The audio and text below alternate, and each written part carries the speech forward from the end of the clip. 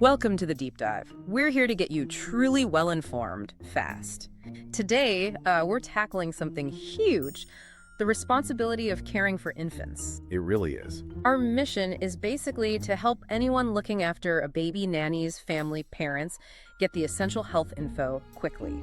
And it's such a critical challenge because, well, infants can't tell you what's wrong. Not in words, anyway. Right. No, my tummy hurts or I feel hot. Exactly. So your observation, your vigilance, it's everything. We'll focus on two main things today.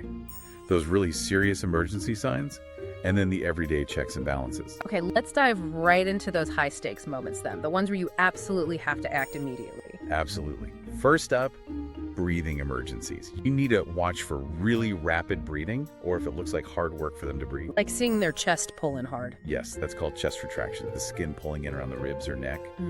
Or any bluish color around their lips or even fingertips. It sounds terrifying.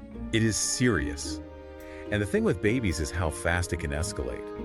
What looks concerning can become life-threatening very, very quickly. Immediate action is key. Okay. What about choking? That's a big fear. A huge one. For infants under a year old, if they suddenly can't cry or cough or make any sound, you have to act. Don't wait. What's the procedure? You hold the baby face down along your forearm, making sure to support their head, which should be lower than their body. Then give up to 5 firm taps, like back blows, right between the shoulder blades. Okay. 5 firm blows. Yes.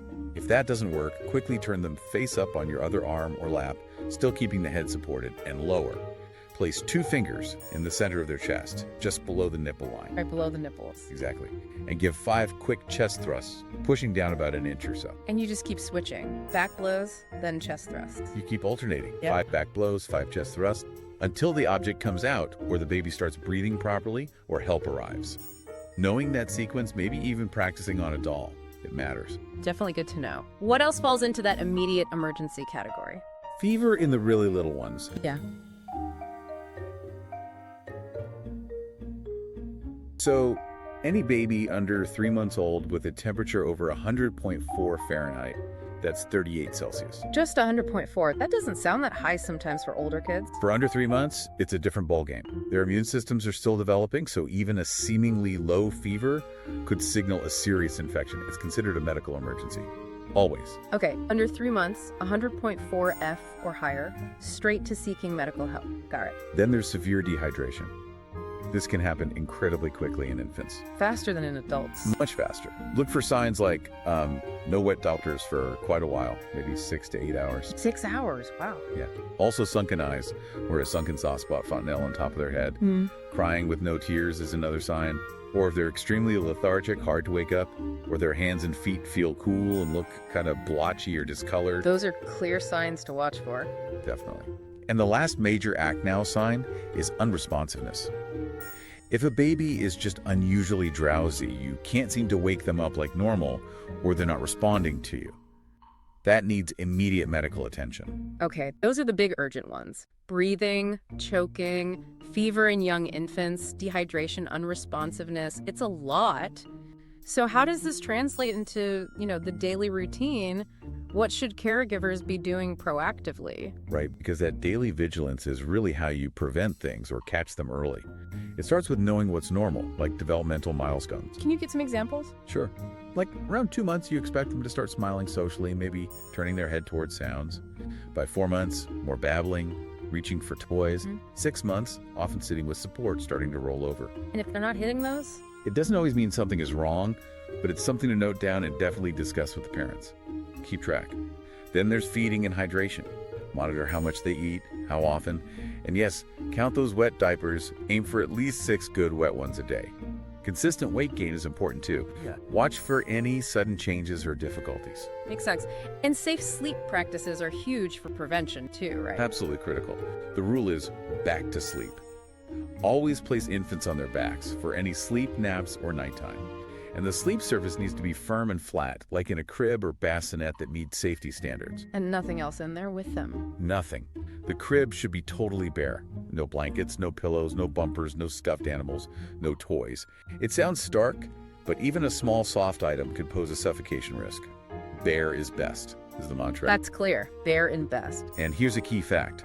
Room sharing, having the baby sleep in your room, but in their own separate crib or a bassinet, not in your bed, can reduce the risk of SIDs, sudden infant death syndrome, by up to 50%. 50%? Just by having them in the same room, that's incredible. It's a significant protective factor. So, room sharing good, bed sharing risky. Okay. What about picking up on subtle signs of illness before it becomes an emergency? Yeah, this is where trusting your gut comes in. Notice subtle shifts. Changes in eating habits. Maybe they're suddenly much fussier than usual or unusually sleepy, or a persistent low-grade fever.